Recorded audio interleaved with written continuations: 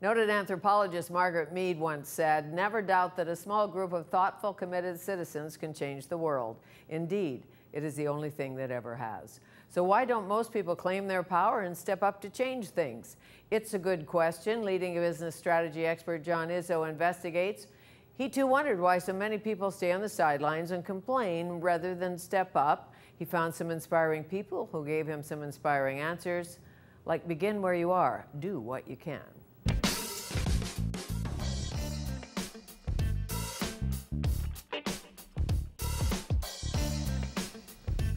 It is my pleasure to be with you today and with Dr. John Izzo.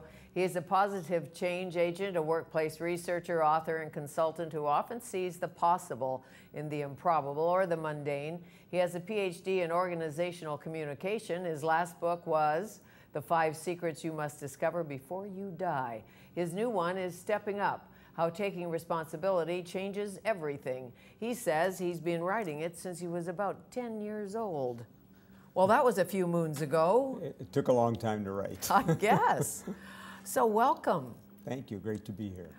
Why 10? What was happening with you at 10 years old that you started to think about stepping up, getting out? Well, you know, I grew up in the United States during the Civil Rights Movement and the Vietnam War and the women's movement. And, you know, I grew up watching television images of people stepping up to try to create change. And so I think ever since I was a young person, I've been fascinated with how does change happen and why do some people step up and wind up really influencing the way things go. And so it really wasn't until, you know, a year and a half ago that I finally said, well, let's step up and see if I can discover why some people do and how we can learn from them. Sure. Well, it takes courage.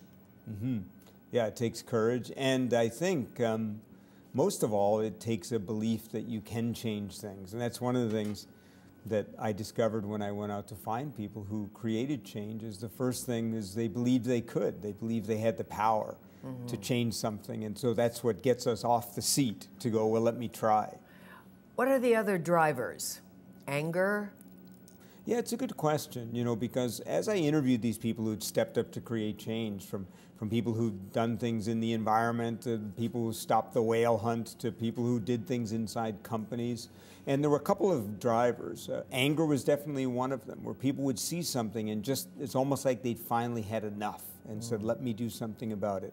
Sometimes it was not anger, but desire. They had this sense that there was something possible or different than what was happening now. So they would have a vision, if you will, not as in some, you know, supernatural vision, but they would have a leap of insight that maybe things don't have to be the way they are now. And sometimes it was just they were there at the right time, and instead of choosing to do nothing, they chose to do something.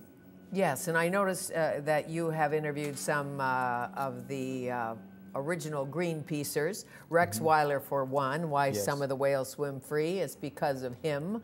And he said to me, and I think he said to you, you know, we were activists, but we were a little naive, slightly crazed, going out in that little boat in the middle of the ocean trying to stop nuclear testing.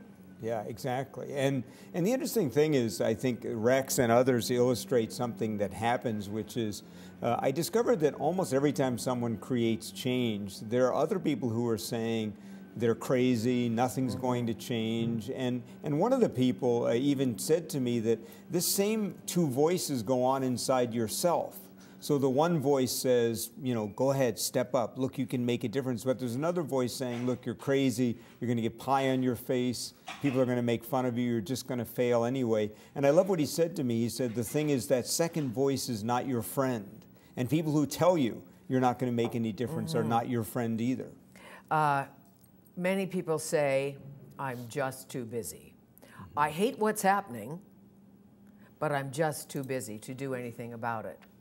Yeah, you know, I was really fascinated with the idea of why don't we step up more to create change and impact. So we actually surveyed about 1,000 people and we asked them, what are the major reasons you don't step up? And interestingly, number one was I'm only one person, it won't matter if I step up. So I feel impotent. I don't think it, won't really matter. The second thing was, what if I fail? What if I step up and nothing changes and I look bad? And the third was, I'm just too overwhelmed with the daily grind to have time to do that. And so in the book, I try to counter those arguments, not in a way to debate with people, but to say, look, we're able to overcome those in order to do so. Yes, and it's our responsibility to do such. Yeah, because to me, the really interesting thing about change, whether it's a company changing or a community changing or something like stopping the whale hunt or bullying, is that it really all begins when each of us steps up in our sphere of influence to do something. I talk in the book about every problem in a way in the world is what I call a 5 rows problem, and that is that it can only be solved by people stepping up in their 5 rows to do what they can. So bullying, a 5 rows problem. One person can't stop bullying, but if everyone steps up in their rows of influence, something changes. Global warming, a 5 rows problem. One person literally can't solve the problem, but if millions of individuals and companies step up and take steps, suddenly the problem changes. So Exactly. That's the interesting thing, is all problems are actually just problems to scale. So that's why what I do in my little sphere matters so much. The 2 boys who started Pink Shirt Day.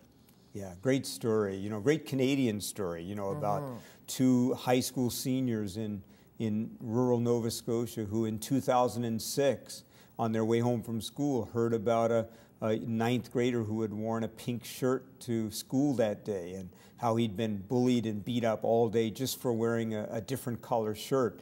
And, they didn't see the incident, nor did they even know the kid. But on the way home, they just said, we should do something about this. And let me pause on that for a moment, Fanny, because I think the first step to stepping up is to say, what can I do about something, and instead of what should someone else do about it? That's the step of leadership, right? So they were just 2 normal kids, kind of geeks themselves. You go on our website, you'll see their picture. The end of the wonderful story is they went out and bought about 50 tank tops and pink T-shirts. They got a hold of as many friends as they could. Not only did they give out all 50 of them, but about 300 of the 350 kids at Central Kings High School showed up wearing pink the next morning. Some of the girls literally from head to toe in pink. And the wonderful thing about the story is, A, they stopped those bullies in their track. They pretty much weren't heard from for the rest of the year. Second, this last February, there were pink shirt days in at least 20 countries all over the world, because 2 high school students one day just said that powerful question, I wonder if we could do something. And they didn't intend to do something big. That's the point. They just intended to do something about one bully on one day. And as you know, it's a symbolic gesture. It has not stopped bullying. No, it has not stopped bullying. And yet think about how all over the world now there are emerging movements to stop bullying. There are video projects where, people are posting videos. There are people, yesterday, it's funny you say that, I got in a Twitter message from a guy in the United States who said, Dr. Izzo, would you please write this young kid, Chase, who's Asperger's kid who's being bullied? Would you just reach out to him? And to me, I think it's symbolic. So we have people all over just saying, let's do something about it. So we may not have stopped it yet.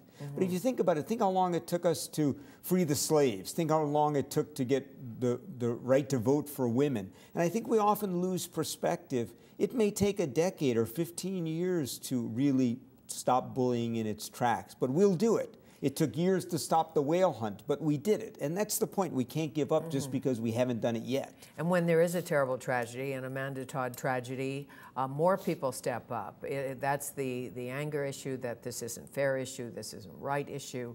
The systems step up, the school system steps up a little bit more. Exactly, and that's, this whole idea that one person can't matter.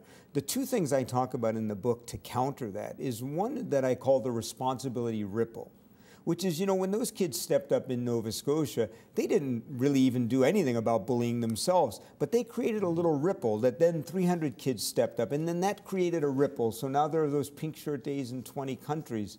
When Rex and those kind of crazy hippies confronted the Russian whaling fleet, it did not stop the whale hunt. What it No. did was it created a ripple where all over the world little kids started writing their prime ministers, etc.